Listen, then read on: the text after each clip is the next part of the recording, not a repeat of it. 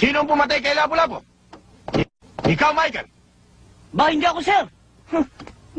Kahit mahirap lang kami, hindi ko magagawa yun.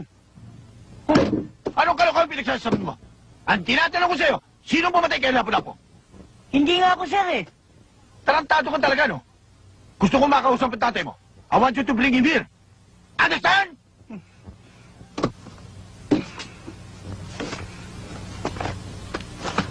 Yes, sir.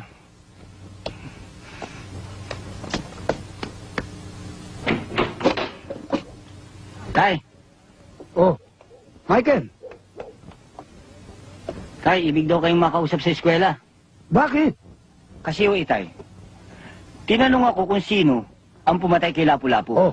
Ang sabi ko, hindi ako. Ngayon, kayo ang gustong makausap. Lagot kayo, tay. Teka.